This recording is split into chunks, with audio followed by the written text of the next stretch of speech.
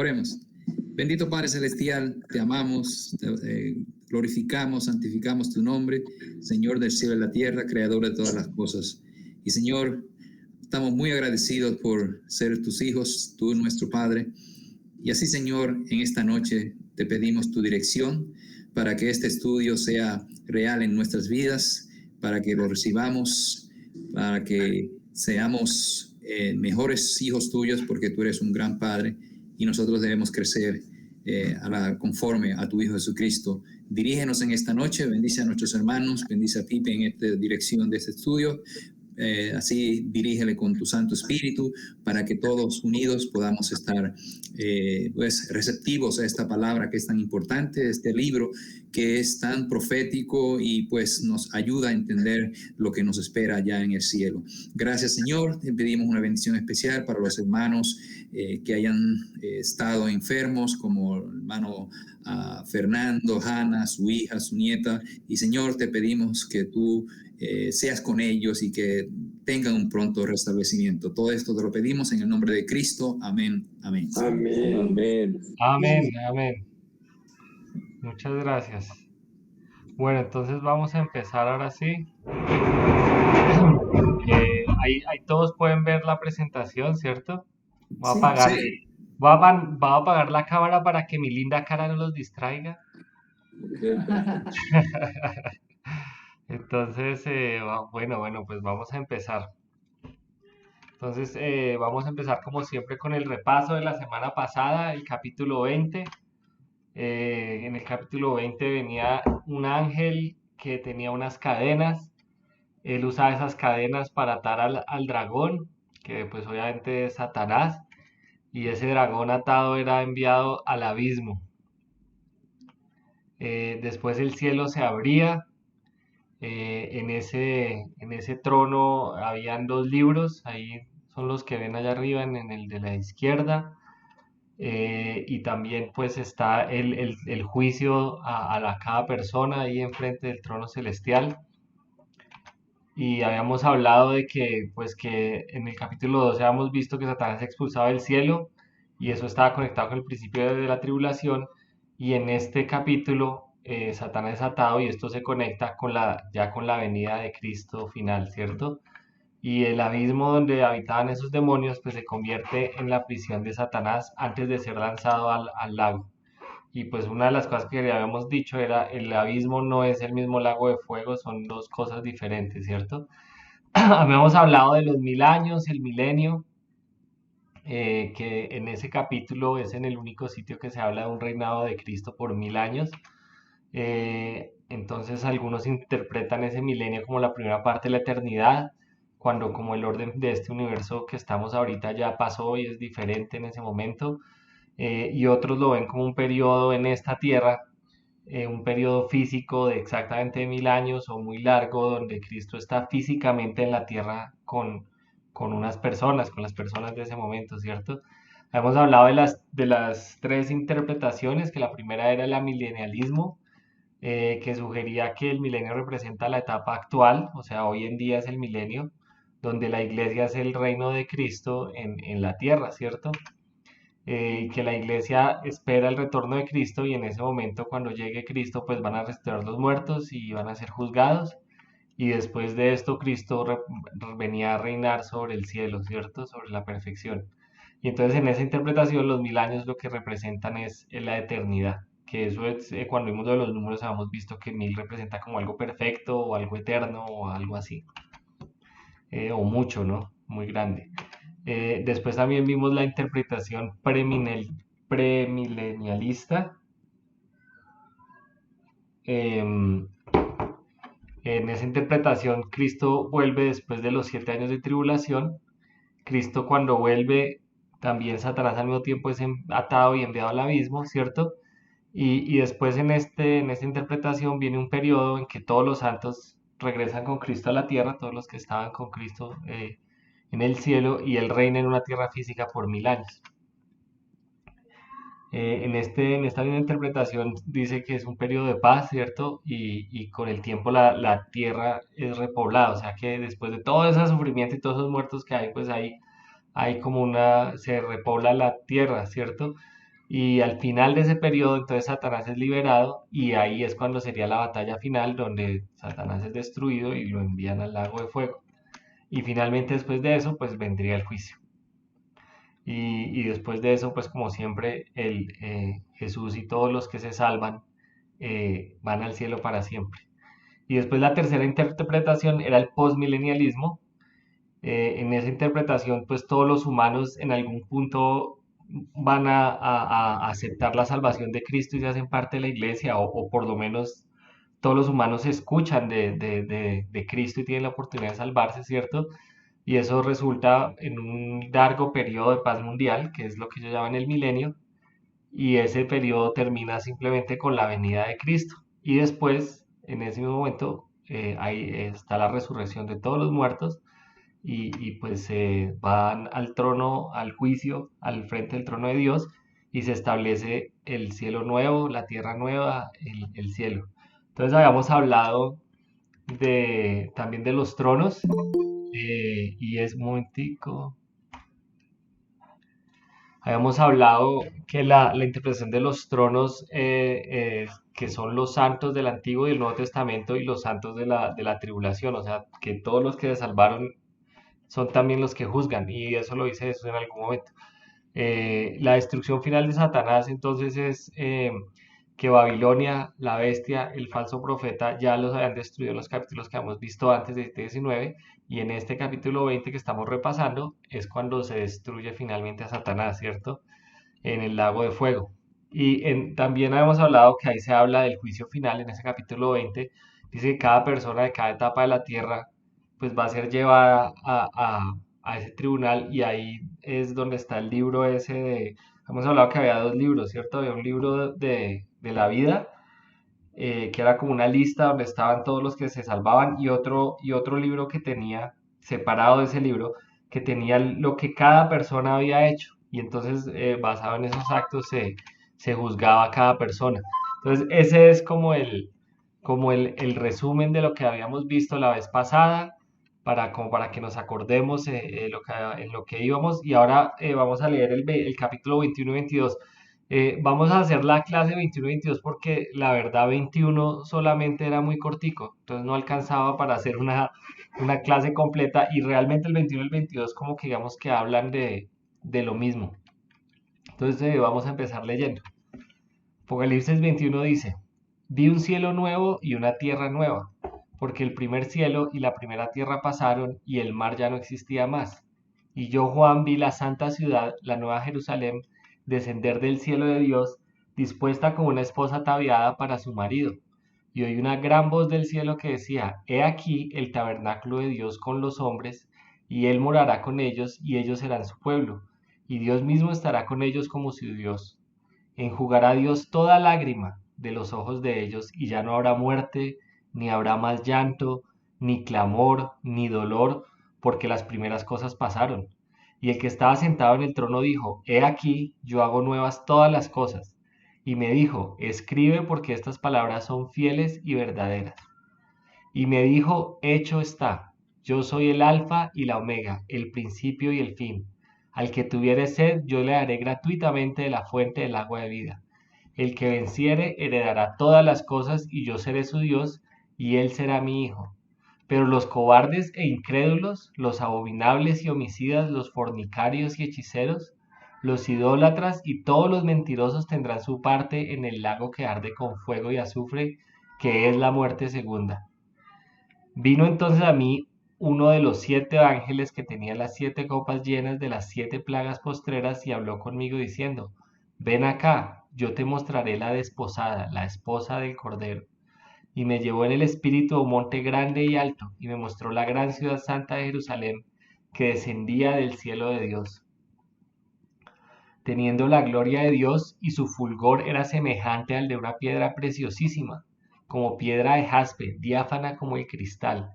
Tenía un muro grande y alto con 12 puertas, y en las puertas 12 ángeles y nombres inscritos, que son los de las 12 tribus de los hijos de Israel. Al oriente 3 puertas, al norte 3 puertas, al sur 3 puertas, al occidente 3 puertas. Y el muro de la ciudad tenía 12 cimientos, y sobre ellos los 12 nombres de los 12 apóstoles del Cordero. El que hablaba conmigo tenía una caña de medir de oro para medir la ciudad, sus puertas y su muro. La ciudad se hallaba establecida en un cuadro y su longitud es igual a su anchura, y él midió la ciudad con la caña, 12.000 estadios. La longitud, la altura y la anchura de ella son iguales. Y midió su muro, 144 codos, de medida de hombre, la cual es de ángel. El material de su muro era de jaspe, pero la ciudad era de oro puro, semejante al vidrio limpio. Y los cimientos del muro de la ciudad estaban adornados con toda piedra preciosa. El primer cimiento era jaspe, el segundo zafiro, el tercero ágata, el cuarto esmeralda, el quinto ónice, el sexto cornalina, el séptimo crisólito, el octavo berilio, el noveno topacio, el décimo crisopraso, el undécimo jacinto, el duodécimo amatista. Las 12 puertas eran 12 perlas, cada una de las puertas era una perla, y la calle de la ciudad era de oro puro, transparente como vidrio. Y no vi en ella templo, porque el Señor Dios Todopoderoso es el templo de ella y el Cordero. La ciudad no tiene necesidad de sol ni de luna que brillen en ella, porque la gloria de Dios la ilumina y el Cordero es su lumbrera. Y las naciones que hubieran sido salvas andarán a la luz de ella, y los reyes de la tierra traerán su gloria y honor a ella. Sus puertas nunca serán cerradas de día, pues allí no habrá noche, y llevarán la gloria y la honra de las naciones a ella. No entrará en ella ninguna cosa inmunda o que hace abominación y mentira, sino solamente los que están inscritos en el libro de la vida del Cordero. Después me mostró un río limpio de agua de vida, resplandeciente como cristal, que salía del trono de Dios y del Cordero, en medio de la calle de la ciudad, y a uno y a otro lado del río estaba el árbol de la vida, que produce 12 frutos, dando cada mes su fruto, y las hojas del árbol eran para la sanidad de las naciones. Y no habrá más maldición, y el trono de Dios y el Cordero estará en ella, y sus siervos le servirán, y verán su rostro, y su nombre estará en sus frentes. No habrá allí más noche, y no tienen necesidad de luz de lámpara, ni de luz del sol, porque Dios el Señor los iluminará y reinará por los siglos de los siglos. Y me dijo: estas palabras son fieles y verdaderas, y el Señor, el Dios de los espíritus de los profetas, ha enviado su ángel para mostrar a sus siervos las cosas que deben suceder pronto. He aquí, vengo pronto. Bienaventurado el que guarda las palabras de la profecía de este libro. Yo, Juan, soy el que oyó y vio estas cosas. Y después que las hube oído y visto, me postré a adorar a los pies del ángel que me mostraba estas cosas. Pero él me dijo: mira, no lo hagas, porque yo soy consiervo tuyo, de tus hermanos los profetas y de los que guardan las palabras de este libro. Adora a Dios. Y me dijo: no selles las palabras de la profecía de este libro, porque el tiempo está cerca. El que es injusto sea injusto todavía, y el que es inmundo sea inmundo todavía, y el que es justo practique la justicia todavía, y el que es santo santifíquese todavía. He aquí, yo vengo pronto, y mi galardón conmigo, para recompensar a cada uno sea su obra. Yo soy el Alfa y la Omega, el principio y el fin, el primero y el último. Bienaventurados los que lavan sus ropas para tener derecho al árbol de la vida y para entrar por las puertas de la ciudad. Mas los perros estarán fuera, y los hechiceros, los fornicarios, los homicidas, los idólatras y todo aquel que ama y hace mentira. Yo, Jesús, he enviado mi ángel para daros testimonio de estas cosas en las iglesias. Yo soy la raíz y el linaje de David, la estrella resplandeciente de la mañana. Y el espíritu y la esposa dicen: ven. Y el que oye, diga: ven. Y el que tiene sed, venga. Y el que quiera, tome del agua de la vida gratuitamente. Yo testifico a todo aquel que oye las palabras de la profecía de este libro. Si alguno añadiere a estas cosas, Dios traerá sobre él las plagas que están escritas en el libro. Y si alguno quitare de las palabras del libro de esta profecía, Dios quitará su parte del libro de la vida y de la santa ciudad y las cosas que están escritas en este libro. El que da testimonio de estas cosas dice: ciertamente vengo en breve. Amén. Sí, ven Señor Jesús. La gracia de nuestro Señor Jesucristo sea con todos vosotros. Amén. Entonces ahí vimos es unos capítulos, como hemos dicho, son muy hermosos. Es una descripción del cielo, de lo que nos espera, de, de tantas cosas tan hermosas que es muy difícil como describirlas en términos humanos y pues mucho más difícil dibujarlas. Entonces hoy pues también puse como por costumbre los dibujos que gente ha hecho, pero yo creo que estos son los dibujos que están más lejos de estar cerca de la imagen que esto da, porque es una imagen que es casi imposible de imaginarse porque habla como de oro que es transparente como el vidrio y eso es algo que no existe, o sea, o es oro o es transparente como el vidrio o es una cosa que uno ni siquiera puede visualizar o yo por lo menos no puedo. De todos modos hay gente que ha hecho el intento y por ejemplo este es un cuadro que alguien hizo de esa Jerusalén espiritual bajando del cielo. Este es como muy artístico y casi ni se entiende bien qué es lo que estaba haciendo, ¿cierto? Esta es otra persona como dibujando ese río que describe ahí con el árbol de la vida y los santos ahí en el cielo, como en un jardín, y atrás como la descripción también de la ciudad esta, la Jerusalén espiritual, con esos cimientos y tres puertas en cada lado. Esa es otra interpretación, digamos, de eso. Aquí hay otro que como la describen que tiene todas las medidas iguales, pues es como un cubo, ¿no? Y es dorado, entonces por eso la pinta así dorada, entonces él simplemente pintó como un cubo dorado gigante. Este trató de imaginarse como las puertas y las piedras esas, describe todas esas piedras que hay abajo de todos los colores y como el oro transparente, me imagino que es lo que estaba tratando de pintar ahí. Entonces, esta es la visión de esta persona para tratar de imaginarse eso. Este es lo mismo, pero pues este se imaginó como los nombres esos ahí escritos por debajo de los apóstoles y por encima de las puertas de las tribus, aunque ahí tiene como un error porque pintó cuatro de un lado y son tres, ¿no? Aquí a este lado, entonces ahí se equivocó. Pero me imagino que era para mostrar todos los nombres en un solo dibujo, no sé. Pero bueno, esa fue como se le imaginó a esa persona. Aquí hay otra persona que está pintando como el río ese que describe del agua de vida dice que es un solo árbol, pero dice que está lado y lado. Entonces es otra cosa que es difícil para uno imaginarse. Es un solo árbol, pero está de lado y lado. ¿Cómo será? Pues podría ser un solo árbol grande con raíces por encima como un puente. No sé, este se imaginó esa ciudad así. Este también se imaginó así todo dorado, con los árboles dorados y como dice que el piso también es como oro transparente, ¿cierto? Entonces me imagino que esta es la visión de esa persona. Aquí está alguien que de pronto dibujó el río y con el árbol así como yo decía, porque dice que está de lado y lado, entonces por eso lo pintó así. Y aquí hay otro que simplemente pintó el árbol como en la mitad del río, ¿cierto? Ese árbol de vida que hemos de escribir un momento, ya. Entonces esa es esa imagen que dice ese árbol de vida. Entonces ya con eso, como les digo, me parece que esos son los dibujos pues que menos le ayudan a uno porque es que imaginarse eso es muy difícil y creo que parte de la idea es que sea difícil de imaginar porque uno no, o sea, la grandeza del cielo es algo que uno no se puede imaginar.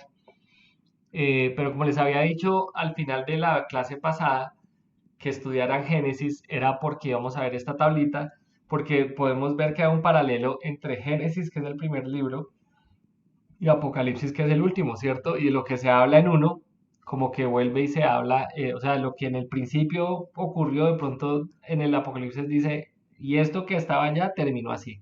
Entonces, por ejemplo, en el versículo 1.1 de Génesis, aquí la columna izquierda va a ser siempre en Génesis y la columna derecha va a ser siempre en Apocalipsis, ¿cierto? Entonces, en el 1.1 dice, en el principio creó Dios los cielos y la tierra, ¿cierto? Y en Apocalipsis 21.1 dice, vi un cielo nuevo y una tierra nueva. Y después en Génesis 1.10 dice, y llamó Dios a lo seco tierra, y a la reunión de las aguas llamó mares, y Dios vio que era bueno. Y en el mismo 21.1 dice, porque el primer cielo y la primera tierra pasaron, y el mar ya no existía más. Entonces vemos que esas cosas que se crearon por allá en Génesis, ya en este momento pasan. Hay unas que se hacen nuevas y hay otras que ya, digamos que parecería que dejaran de existir, ¿no? Eh, Después en el 1.5 dice, y a las tinieblas llamó noche. En 21.25 dice que ya ahí ya no va a haber más noche. Dice, sus puertas nunca serán cerradas de día, pues allí no habrá noche. Y dice que no habrá noche porque como Dios está ahí, Él va a estar iluminando todo el tiempo esa ciudad. Ya no hay noche. Y tampoco hay luna. Tampoco hay luna, ¿no? Y después dice, e hizo Dios las dos grandes lumbreras, o sea, el sol y la luna, ¿cierto? Y en el 21-23 dice, la ciudad no tiene necesidad de sol ni de luna que brillen en ella, porque la gloria de Dios la ilumina y el Cordero es su lumbrera.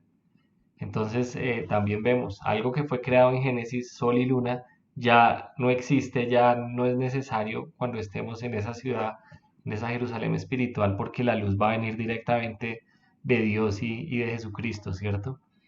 En el 2.17 de Génesis hablan de el árbol de la ciencia del bien y del mal no comerás, porque el día que de él comieres ciertamente morirás, ¿cierto? Y, y también dice en el 3.17, un momento que no sé si se me pasó algo ahí. Reviso aquí un momento. El del 2.17. Ahí se me pasó el 21.4. Ah, no, perdón, sí, ya sé por qué. El 21.4 está ahí. Y aquí dice que dice cuando comieren del bien y del mal, ciertamente morirás, ¿cierto? Pero en 21.4 dice ya no habrá muerte. O sea, aquí empieza como el problema de la muerte, porque ellos realmente comen de ese árbol del bien y del mal. Y aquí dice, ya no hay muerte, Dios ya eso lo quita, ¿cierto? Y este era el plan de Dios desde el principio, ¿no? Él sabía que eso ya, que era solo una cosa temporal, lo del problema de la muerte. Y en el 3.17 dice, cuando ya Dios está, digamos, pues lo llaman maldecir, pero pues digamos es cuando Adán, yo lo llamaría como cuando Adán recibe la consecuencia de lo que hizo. Y ahí dice que por cuanto obedeciste la voz de tu mujer y comiste el árbol de que te mandé diciendo no comerás de él, maldita será la tierra por tu causa, con dolor comerás de ella todos los días de tu vida. Si ustedes se fijan ahí, una de las cosas que cambió, que no existía en el Edén y que empezó a existir después del pecado, fue el dolor. O sea, el dolor empezó con el pecado, antes del pecado no había dolor. Y si ustedes se fijan, una de las cosas que pasa aquí en Apocalipsis es que ya no va a haber dolor. Dice, no, ya no habrá muerte, ni habrá llanto, ni clamor, ni dolor, porque las primeras cosas pasaron. Todo esto que nosotros hemos vivido, que nos parece que es el universo, solo son las primeras cosas. O sea, todo lo que a nosotros nos parece que es todo, realmente es solo el principio. Es solo las primeras cosas. El tiempo del dolor y del clamor y todo eso es un momento muy chiquito. Y el tiempo sin dolor es eterno, ¿cierto? El tiempo sin llanto es eterno. Sigamos viendo esto. Dice en el 3.1, pero la serpiente era astuta. O sea, ahí aparece Satanás, ¿cierto? En Génesis 3.1 es cuando hace su aparición Satanás en escena. Aunque pues obviamente él estaba, yo creo que no sé, la verdad y sí no sabría, no estaría seguro, pero creo que yo diría que estaba un poco antes de la creación, ya estaba Satanás. Y en el 20:10 ya no aparece más, dice, y el diablo que los engañaba fue lanzado en el lago de fuego y azufre, donde estaban la bestia y el falso profeta, y serán atormentados día y noche por los siglos de los siglos. Entonces el problema de que Satanás aparece ya aquí se acaba ese problema, ya Satanás está ya no puede hacer nada. Está en la segunda muerte o el lago de azufre, como se llama eso, ¿cierto? De fuego y azufre. 3.24 dice, echó pues fuera al hombre y puso al oriente del huerto de Edén querubines y una espada encendida que se revolvía por todos lados para guardar el camino del árbol de la vida, ¿cierto? Entonces, aquí es cuando Dios separa el Edén para que los hombres no tengan acceso al Edén y obviamente no tengan acceso al árbol de la vida. Eso vamos a ver un poquito más en detalle más adelante. Pero al comparar ese momento en Génesis con el de Apocalipsis, vemos que en la ciudad va a ser diferente. Dice, en medio de la calle de la ciudad y a uno y otro lado del río estaba el árbol de la vida. ¿Sí ven? El mismo árbol que antes la gente no tenía acceso, ahora todos los que están en el cielo tienen acceso. Eh, Entonces, esperen, me perdí un poquito. Ah, perdón, sí. Entonces, el árbol ya está ahí y no solo eso, sino que el árbol da frutos cada mes y las hojas del árbol sanan. Eso lo que quiere decir es que los que están ahí tienen vida eterna y están sanos todo el tiempo, están perfectos. Al contrario de lo que pasó después del Edén, ¿cierto? Y dice ahí, cuando Dios echó al hombre del Edén, pues cuando Adán y Eva estaban en el Edén, ellos hablaban con Dios, Dios les preguntaba cosas, ellos estaban con Dios. Pero si ustedes se fijan, después de que los echa ya, él digamos que los separa de su presencia por el pecado, ¿cierto? En este momento, en el 22:4 vemos que eso va a volver a ser como Dios lo quería desde el principio, que nosotros estemos constantemente con Él. Y por eso en el 22:4 dice, y verán su rostro y su nombre estará en sus frentes.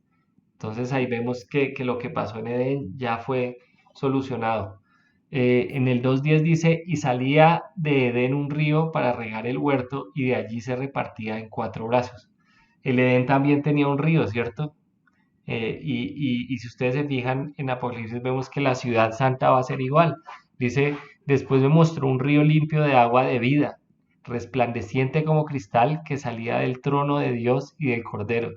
El río yo creo que Edén era un río de agua, pero este era un río que es de vida. Uno no se puede imaginar cómo será un agua de vida, tiene que ser una cosa increíble. Entonces, quería mostrarles como eso, esa comparación y es una de las cosas que uno ve que la Biblia es una sola, ¿no? La Biblia empieza con el Génesis y termina en Apocalipsis y están hablando como, o sea, como cuando alguien escribe un libro, ata los cabos de lo que estaba al principio del libro, ¿cierto? Hay gente que dice que los libros son separados y ciertamente fueron escritos separados, pero aquí uno ve que es Dios el que escribe todo el libro y lo que empezó lo termina, como dice, ata todos los cabos que estén sueltos. Y también nos sirve para ver que Dios siempre lo que ha querido es que nosotros estemos bien. Cuando Adán y Eva estaban allá, ellos estaban en esa relación perfecta con Dios y eso era lo que Él quería. Y cuando llegó el problema del pecado, todo lo que pasa de ahí para adelante es para llegar al punto de solucionar ese problema del pecado. Y aunque a nosotros nos parece una eternidad todo ese tiempo, eso no es una eternidad, es un tiempo pequeñito con relación a lo que es la verdadera eternidad, que es estar allá con Dios en el cielo. Entonces ahora sí, pues obviamente tenemos que hablar del cielo, que es lo que se está describiendo ahí. Estos capítulos pues son esa promesa de lo que nos espera a nosotros. Por eso es la conclusión del libro, porque para nosotros todo esto es esperanza, es felicidad. Y básicamente lo que está diciendo el libro es, no importa qué tan mal se pongan las cosas, usted no se preocupe, porque lo que nos espera a nosotros es una eternidad y lo que pase aquí es muy pequeño y es irrelevante con respecto a eso tan hermoso que hay allá, ¿cierto? Nos llena de esperanza, nos habla de un hogar que nosotros tenemos reservado.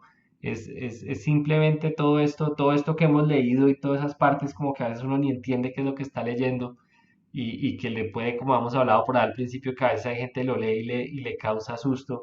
Eso no es para causar susto, eso es para causar esperanza, para causar felicidad, porque nosotros sabemos para dónde es que vamos, sabemos cuál es nuestra esperanza, sabemos que a qué vamos a llegar y es una cosa muy hermosa y que no nos podemos ni imaginar. Juan 14:2 dice, en la casa de mi padre muchas moradas hay. Si así no fuera, yo os los hubiera dicho, voy pues a preparar lugar para vosotros. Entonces uno va para la mejor casa posible, ¿cierto? Por muy bonita que sea la casa que cualquiera tenga, si sea, yo no sé, Bill Gates o el que sea, esa casa que hay allá es infinitamente mejor, que uno no se puede ni imaginar esa casa. Habíamos visto también cuando leímos que se habla de un cielo nuevo y una tierra nueva, ¿cierto? Este universo y esta tierra que nosotros conocemos está hecha para ser destruida. Y lo que pasa es que al ser destruida Dios va a hacer un nuevo cielo y una nueva tierra que son creados específicamente para que nosotros convivamos con Él. No en estos cuerpos físicos, sino vamos a tener cuerpos, pero son unos cuerpos diferentes. Les dicen cuerpos espirituales. Yo vuelvo y digo, es algo que uno no se puede imaginar, pero definitivamente es nuevo cielo y nueva tierra y está la descripción, lo que le dice a uno es, por bonita que sea, es mejor esa tierra nueva y ese cielo nuevo que estos. Yo, por ejemplo, cuando voy a un sitio que hay mucha naturaleza o en el mar, uno queda impresionado con lo hermoso que es esta tierra y saber que la nueva es mucho mejor y es nueva, tiene que ser una cosa muy, muy hermosa. Segunda de Pedro 3:10 dice, pero el día del Señor vendrá como ladrón en la noche, en la cual los cielos pasarán con gran estruendo y los elementos ardiendo serán desechados y la tierra y las obras que en ella hay serán quemadas. Esto está diciendo lo mismo, la tierra, esta tierra que ahora está para destrucción, va a ser destruida y viene después una tierra nueva. Y como les he dicho varias veces, uno no puede imaginarse cómo va a ser eso, pero todo lo que nos dice aquí es como para explicar lo más cercano, que uno trate de imaginarse eso, pero es más que para que se lo pueda imaginar correctamente, es para que uno tenga la esperanza de que hay eso que es tan, tan mejor que uno no puede ni imaginarse. En el versículo 1 dice que ya no existe el mar y que en la Nueva Jerusalén hay un río, ¿cierto? Ahí hay gente que interpreta esto diciendo es que el mar usualmente representa como la confusión y el tumulto del mundo, ¿cierto? El pecado, el mundo, todo eso. Y el río es un río de vida eterna, entonces como eso representa, se va el mar y viene el río, se va lo físico y llega a lo espiritual, se va lo que es lleno de pecado imperfecto y llega a lo que es sin pecado y perfecto. Esa es como una interpretación de esos símbolos. Otra gente lo interpreta como que como el mar representa, o sea, Europa está dividida de América por un mar, África está dividida de América por un mar, por allá Japón, Australia están divididas por mares, inclusive, pues, o sea, todo está dividido por mares, entonces también se imagina que la desaparición del mar representa que ya no hay divisiones entre los hombres, que ya todos son de una misma nación, todos son un solo pueblo, ¿cierto? Los que quedan en esa ciudad. Seguimos hablando de lo mismo, la Nueva Jerusalén, esa visión que tiene Juan de esa ciudad. En la Biblia se habla de dos Jerusalén, ¿cierto? Una física terrenal, que es donde estuvo Jesús, donde estuvo el rey David, toda esa ciudad que es santa para los judíos, que ellos tenían que ir allá a celebrar sus fiestas, todo eso, ¿cierto? Y obviamente Jerusalén tiene un significado muy importante para el pueblo judío en el Antiguo Testamento y pues hoy en día lo mismo, pero esa Jerusalén es solo una sombra para representar algo que es más importante aún y es la Jerusalén espiritual, la del cielo, donde va a estar el pueblo de Dios completo, que, que, que sí, o sea, la Jerusalén terrenal es solo un espejo, una sombra de algo mucho más grande que es la ciudad espiritual, la Jerusalén del cielo, que es la verdadera, ¿no? Esa es la que dura para siempre, esa es la que no puede ser destruida, esa es la verdadera, no la de aquí, la de esta tierra no es la Jerusalén verdadera. En Gálatas 4:25 al 26 dice, porque Agar es el monte Sinaí en Arabia y corresponde a la Jerusalén actual, pues está junto con sus hijos, está en esclavitud.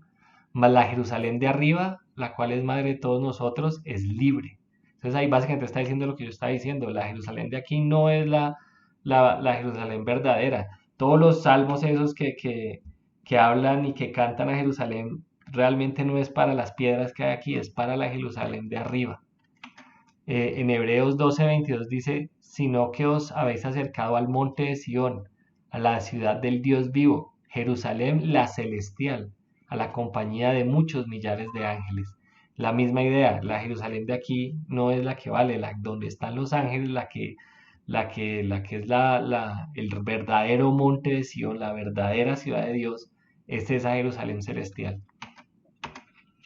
Lo mismo en Salmos 122:1-5 dice, yo me alegraré con los que me decían, a la casa de Jehová iremos. Nuestros pies estuvieron dentro de tus puertas, oh Jerusalén. Jerusalén que se ha edificado como una ciudad que está bien unida entre sí. Y allá subieron las tribus de Ja, conforme al testimonio dado a Israel, para alabar el nombre de Jehová, porque allá están las sillas del juicio, los tronos de la casa de David. Entonces estos salmos también son salmos que cantaban los judíos para Jerusalén, pero, pero se refieren realmente es todo esto a Jerusalén espiritual, a la verdadera. Y en Hebreos 11:8-10 dice, por la fe Abraham, siendo llamado, pongo por aquí un mute, un segundo. Ya. Entonces dice en Hebreos 11, del 8 al 10, dice, por la fe Abraham siendo llamado obedeció para salir al lugar que había de recibir como herencia y salió sin saber a dónde iba. Por la fe habitó como extranjero en la tierra prometida, como en tierra ajena, morando en tiendas con Isaac y Jacob, coherederos de la misma promesa, porque esperaba la ciudad que tiene fundamentos, cuyo arquitecto y constructor es Dios. O sea, básicamente está diciendo que la fe de Abraham, lo que él realmente estaba esperando, lo que él realmente murió esperando, es esa ciudad, esa Jerusalén espiritual. Después también habla ahí del tabernáculo de Dios. El tabernáculo básicamente quiere decir el lugar donde habita Dios, ¿cierto? Y el tabernáculo de Dios en este capítulo no está hablando ni del templo ni de la carpa que hacían los judíos por allá en Éxodo y eso, sino está hablando de que Dios habita con su pueblo allá en esa ciudad. Ese es el mismo tabernáculo de Dios, Él está ahí viviendo con nosotros. Y lo importante de eso es que vamos a estar en una situación que estamos cara a cara con Dios. Estamos disfrutando personalmente de su amor. Es muy diferente cuando uno ama a una persona, pero no está cerca, ¿cierto? A cuando una persona está con uno. Uno en ambos casos ama a la persona que ama, pero es mucho mejor estar al lado de las personas que uno ama que estar lejos, ¿cierto? O como diríamos en Colombia, amor de lejos, amor de pendejos. Eh, pero volviendo al tabernáculo de Dios, pues esa es la herencia que nosotros se nos prometió, eso es lo que nosotros vamos a recibir. Es un tesoro más grande que cualquier cosa que podamos imaginar en este mundo, es estar con Dios ahí al lado, ¿cierto? Entonces volvemos a hablar de esta ciudad, la ciudad de oro, la Jerusalén espiritual que representa el cielo, y el mismo ángel que le ha mostrado en el capítulo 17 a Babilonia, que es la ciudad adúltera, ¿cierto? Ahora muestra esta ciudad de oro, que es espléndida, que es magnífica, que es infinitamente hermosa, ¿cierto? ¿Y quién habita en esa ciudad? Pues el pueblo de Dios. Esa ciudad está hecha para el pueblo de Dios, para nadie más. Y bueno, aquí les dibujé esto porque nos dan las medidas de esa ciudad, ¿cierto? Si uno pintara esa ciudad a escala real, la puse aquí contra los Estados Unidos porque Colombia sería solo como una esquinita. Si ustedes se fijan, ocupa más de la mitad de Estados Unidos y para un pedazo de Canadá. Y si la miran uno desde el espacio, pues sería más alta que la atmósfera.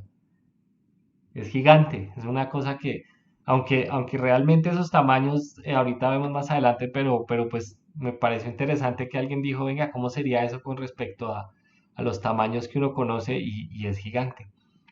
Porque esos 12.000 estadios que mide la ciudad son 15.000 millas más o menos, o 2.500, 3.000 kilómetros. Lo que pasa es que los estadios tienen como varias medidas, pero pues más o menos eso es, ¿cierto? Y una cosa que no se sabe es si él le está dando, si los 12.000 estadios son como el perímetro o cada lado es de 12.000. Yo diría que 12.000 es cada lado, pero la razón que ellos piensan que es el perímetro es que si es el perímetro, pues cada puerta queda separada 1.000 estadios. Entonces me imagino que les parece chévere esa uniformidad de los números, ¿cierto? Porque 1.000 es uno de los números que significa como eternidad y eso. Y la pared también dice que es de 144 codos, que es 200 pies, o para nosotros en metros, 61 metros, que es casi una cuadra. O sea, la pared es casi una cuadra de gruesa. Es una pared gruesísima. Y entonces una cosa que podemos ver ya respecto a los números, porque yo vuelvo y digo que esa medida no es que sea una medida, es una cosa espiritual. Entonces, más que sean los tamaños reales, eso representa algo, ¿cierto? Si se fijan, hay 12 puertas con los nombres de las 12 tribus, hay 12 cimientos con los nombres de los 12 apóstoles, ¿cierto? Y vemos que habíamos hablado de lo que significa el 1.000 y el 12, 12.000 es 12 por 1.000, entonces 12 representa como que es algo que está hecho por Dios y 1.000 representa que es perfecto, que es eterno, que es grandísimo. Entonces yo creo que de pronto eso tiene que ver, esos 12 y ese 12.000 tienen que ver más es con eso que el tamaño real, pero también pues si uno lo ve pintado es muy grande, ¿no? También le da la idea de grandeza. Entonces, después habla de esas pedras preciosas que hay en la fundación y vemos que la pechera del sumo sacerdote es una sombra de eso mismo. En Éxodo 28, 15 al 21 es donde se describe cómo debe ser la pechera del sumo sacerdote para los israelitas y decía, harás asimismo el pectoral del juicio de obra primorosa, lo harás conforme a la obra del efod de oro, azul, púrpura, carmesí y lino torcido. Será cuadrado y doble de un palmo de largo y un palmo de ancho. Y lo llenarás de pedrería en 4 hileras de piedras, una hilera de una piedra sárdica, un topacio y un carbunclo, la segunda hilera una esmeralda, un zafiro y un diamante, la tercera hilera un jacinto, un ágata y una amatista, la cuarta hilera un berilio, un ónice y un jaspe. Todas estarán montadas en engastes de oro y las piedras serán según los nombres de los hijos de Israel, 12 según sus nombres, como grabaduras de sello, cada una con su nombre, serán según las tribus, serán según las 12 tribus. Entonces, si ustedes ven, pues esto que ocurría en Éxodo era una sombra también de esto que vemos en Apocalipsis, que en sí mismo no es el hecho, sino es más un símbolo de algo que nosotros no nos podemos imaginar, ¿cierto? Esas son las piedras preciosas, ahí las conseguí en inglés, pero básicamente esas son las piedras que están representadas ahí en esa base. Si nos devolvemos a las dibujos anteriores, se acuerda que hubo uno que las pintó así como en capas y cada capa hecha de una piedra de esas y ahí decía que unas llevan los nombres de las tribus de Israel, creo que son las bases, y las puertas llevan los nombres de los apóstoles. Ah, no, perdón, es al revés, los cimientos son los apóstoles y el otro son las tribus de Israel, representando obviamente que es todo el pueblo de Dios. Entonces, los cimientos son como un arco iris, ¿cierto? Y eso representa, pues un arco iris representa la promesa de Dios de que nos va a salvar. Cada puerta es una perla gigante y lo que vemos es que todo está hecho con los materiales más hermosos para los hombres. Todo está hecho todo está hecho para representar la grandeza, el esplendor, para representar algo que no nos podemos imaginar en términos realmente humanos, pero pues nos da la idea de lo importante que es eso, ¿cierto? Y todo eso pues es un espectáculo, es una belleza, es una cosa hermosa y nos recuerda que allá va a haber gloria, que va a haber paz, que va a haber seguridad. Otra cosa de las que se nos habla ahí es el árbol de la vida. Entonces, el jardín del Edén, el jardín del Edén es restaurado en el cielo. Todo eso que Dios le había dado al hombre al principio, vuelve y se lo da, porque esa es la intención de Dios, ese es el plan de Dios, ¿cierto? Y ese jardín está pues como en la mitad de esa ciudad de oro. Cuando Adán y Eva fueron expulsados de Edén, pues Dios puso ese ángel que hemos hablado ya con esa espada de fuego y eso, a cuidar el árbol de la vida ¿para qué? Pues para que nadie que está en pecado viviera para siempre en sus pecados, ¿cierto? Y muriera en sus pecados también, ¿no? Ahora en cambio, en la Nueva Jerusalén, todos los que estamos ahí, pues podemos comer de ese árbol cuando queramos, eso ya no hay, digamos, esa prohibición, ya no hay forma de pecar, ya los pecados de nosotros han sido lavados por Cristo, ya no hay forma de equivocarse, ¿cierto? Eh, aquí me quedé un poquito sin tiempo porque estaba viajando, entonces me quedé sin tiempo para hacer las últimas diapositivas. Entonces esta parte me toca decírselas contaditas, ¿cierto?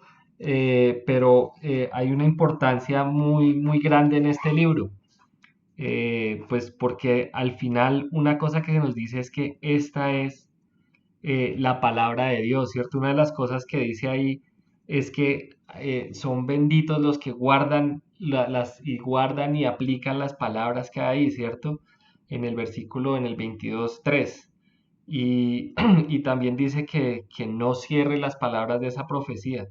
Entonces, es algo que en ese sentido lo que nos está diciendo es, esto no es algo que uno deba mantener secreto.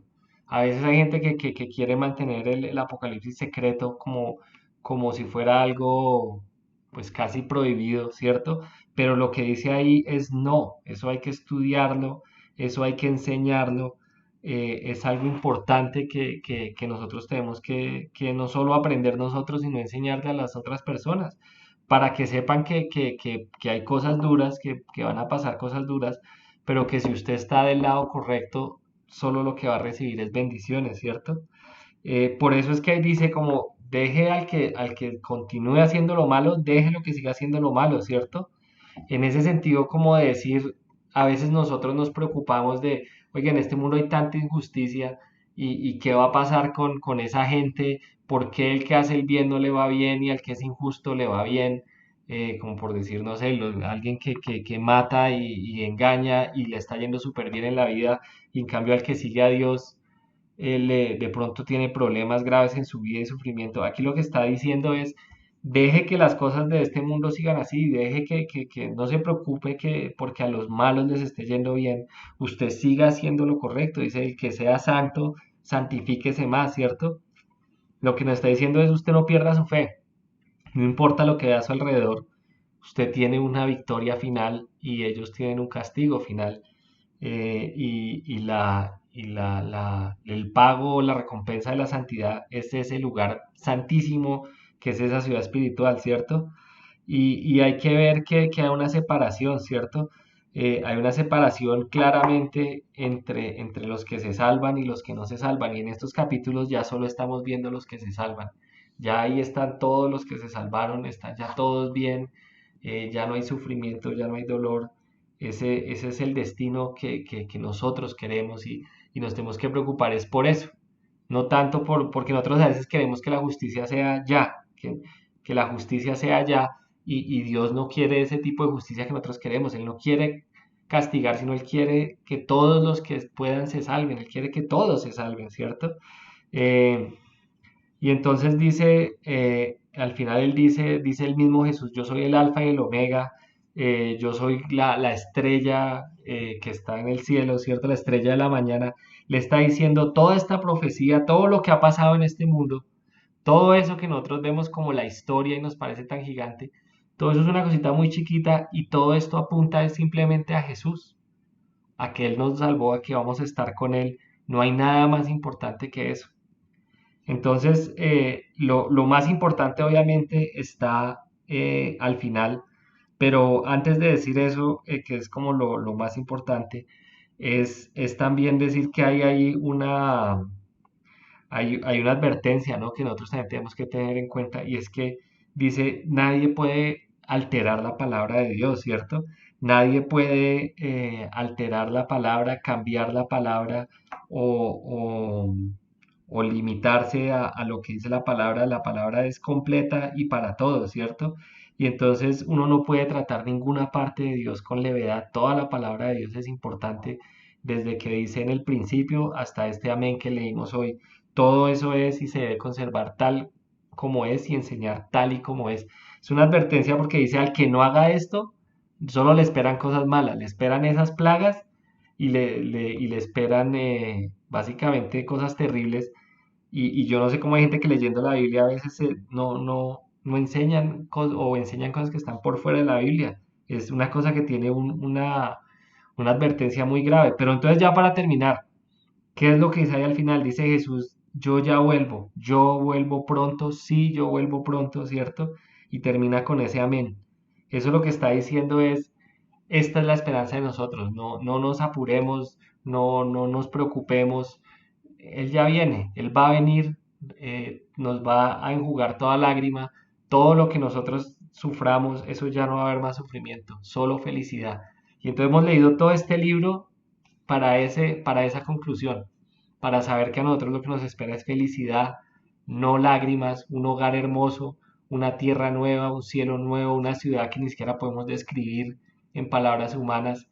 Eso es el objetivo de todo esto que leímos, tener esa esperanza tan grande y no dejarnos afectar por las cosas del mundo, porque nosotros tendemos a ser muy enfocados en lo del mundo y muy poco enfocados a lo espiritual, siendo que lo del mundo comparado con la eternidad es un puntico, es el principio, es un puntitico y la eternidad es gigantesca.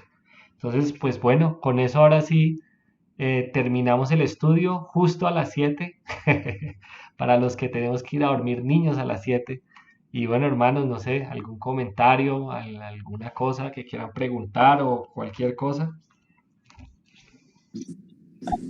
Es muy interesante ver, o sea, a mí hay varias cosas que me llaman la atención y una es que nadie pudo ver la cara de Dios, ¿no? Ni siquiera Moisés cuando pidió ver la cara de Dios dijo que él no podía verla, que nadie, que no soportaría. Y ahí sí vamos a poder verla y soportar ver la cara de Dios y saber, o sea, eso para mí como que dice, ¿cómo va a ser eso? ¿Cómo va a ser la cara de Dios? Es una cosa increíble, o sea, no. Y la otra cosa que me pone a pensar a mí es que si estas cosas que sí vemos y la Tierra y todo el universo alrededor nuestro, ni siquiera eso lo entendemos y lo podemos ver. Y uno no entiende por qué el viento sopla de un lado para otro, cómo es que el mar, la profundidad, uno no entiende nada de una cosa que está ahí. ¿Cómo va a entender uno una nueva tierra que ni siquiera, o sea, es tan grande que uno ni siquiera le cabe en la cabeza la promesa que, o sea, yo entonces está en una cosa tan grande, que ni siquiera nos podemos imaginar qué es eso. Sí, exacto. Ahí lo trata de escribir con oro, con piedras, como para que uno medio se imagine, pero simplemente es una cosa que yo creo que uno en esta condición humana aquí no No, puede, no puede, no puede.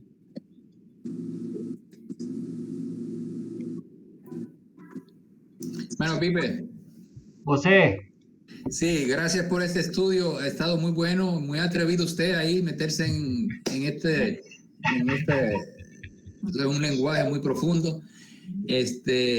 Yo solamente pues puedo decir que estas últimas palabras, estos últimos capítulos, yo creo que el Espíritu Santo hizo un esfuerzo, vamos a decirlo así, aunque eso parece una contradicción, para darnos quizás una probadita de lo que es lo verdadero, ¿no? O sea, usar todos esos metales preciosos, todas esas perlas, mencionar calles de oro, o sea, ¿quién puede hacer eso, no? O sea, una ciudad y que se ponga a hacer calles de oro, ¿no? Ese es una representación, un símbolo, ¿verdad? Pero hay algo que me llama la atención y es eso de cielos nuevos y tierras nuevas. O sea, yo hace tiempo, pues estudiaba de eso un poquito y pues, por ejemplo, los testigos de Jehová dicen que no va a haber cielos nuevos y tierra nueva, o sea que lo que es cielos y tierra nueva es esta tierra misma, pero remodelada, ¿no? Y en el griego se ve claro que no es nuevo. O sea, por ejemplo, lo que nosotros llamamos nuevo son remodelaciones. Por ejemplo, un carro nuevo del 2022, pues es el mismo carro, pero una versión distinta. Pero le decimos nuevo, ¿no? Aquí está hablando de otro génesis, o sea, tierra, o sea, nuevo en especie, o sea, es algo que no se ha hecho jamás. Así que esto sería como una nueva creación, otro génesis, pero con materiales celestiales. El primer génesis fue con materiales que tienen duración, ¿no? Y que iba a tener su fin, ¿verdad? Así que en realidad, pues esto, pues a mí me encanta como estos dos capítulos mucho porque uno tiene que deleitarse. Es como, en cierta manera, es como cuando va a un lugar y uno se queda con la boca abierta, pero lo disfruta y pues, como dice, volvemos a la realidad, ¿no? Después de este estudio volvemos a lo mismo, pero de vez en cuando es bueno recordarnos que para donde vamos, Pablo lo dijo, que él subió al tercer cielo y él vio cosas que él no podía describir. O sea, él no podía hablar, él no podía dar una clase a los corintios y decirle, mire, yo vi esto, y las calles eran así. O sea, lo de Apocalipsis es una cosa mucho más allá, ¿verdad? sí, sí, hermano, realmente es una cosa increíble y lo que tú dices me parece muy interesante porque sí dice que es un cielo nuevo y una tierra nueva, pero como que es una nueva creación en el sentido que uno ni siquiera puede saber cómo es de lo diferente que es a esto. Es completamente nuevo.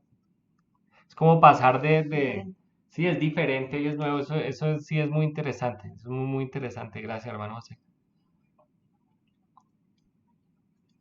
¿Alguien más o terminamos ya con una oración?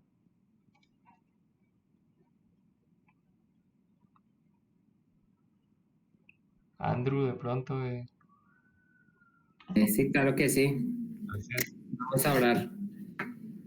Padre Santo, venimos a ti, Señor, agradecidos por un día más de vida que nos permites tener, Señor, porque nos has regalado el aliento de poder estar aquí, de poder estudiar tu palabra, Señor, y ver así sea entre un velo, porque no podemos entender bien cómo va a ser esa tierra que tienes tú para nosotros, pero lo que sí sabemos es que si estamos en tu presencia, todo va a ser perfecto y bueno, y no tenemos sino anhelo de poder conocer eso. Te pedimos tu misericordia para que nos perdones de nuestros pecados, que nos des la gracia que tú estás dispuesto a dar abundante para que podamos en el día de ese juicio ser aceptos, no porque seamos buenos o porque hayamos hecho nada bueno, sino porque tu Hijo ya pagó el precio y esa gracia nos lava y nos da la esperanza de poder estar allí, Padre. Te suplicamos por cada una de nuestras congregaciones, de nuestros hermanos, Señor, que algunas veces este encierro, esta pandemia, esta separación puede disminuir nuestra fe o afectarla, y te pedimos que tú protejas cada una de las mentes y los corazones de cada uno de nosotros, Señor, que termines el trabajo perfecto que has comenzado en nosotros y lo lleves a madurez, que nos ayudes a animarnos unos a otros para que no desfallezcamos a pesar de las circunstancias. Te pedimos por los que sufren enfermedades o que sus familiares están enfermos, que sea tu mano poderosa en esas situaciones, por los que están necesitados de trabajo, que seas tú el que prospera las manos, así como alimentas los pajaritos y cuidas de toda esta creación. Sabemos que cuidarás de nosotros, pero hay veces nuestra humanidad nos hace dudar, nos hace sufrir pensando en el mañana, pero sabemos que tú estás en el control de eso y que tú nos darás el pan diario, que con eso nos bastemos. Te suplicamos también, Padre Santo, que nos ayudes a buscar tu reino. Es fácil enredarse en las cosas de este mundo, es fácil envolvernos en los placeres y en las cosas que el mundo ofrece, pero eso es simplemente cortinas de humo. No permitas que caigamos en esa trampa del maligno, sino que nos concentremos en lo que de verdad vale la pena, Señor, que es las cosas espirituales, tu reino eterno, el gozo que viene de tu mano, la paz eterna y perfecta que solo Cristo nos puede dar, Padre. Te suplicamos una bendición en cada uno de nosotros para que tengamos sabiduría en cada relación que tenemos, como padres, como hijos, como esposos, como hermanos, como empleados, como jefes, que tú nos des la sabiduría de traer gloria a tu nombre en cualquiera de esos trabajos que tú nos has dado, Padre. Te pedimos de nuevo que nos perdones porque dependemos de tu gracia, y es en el nombre de Jesucristo que te agradecemos y pedimos todo. Amén. Amén.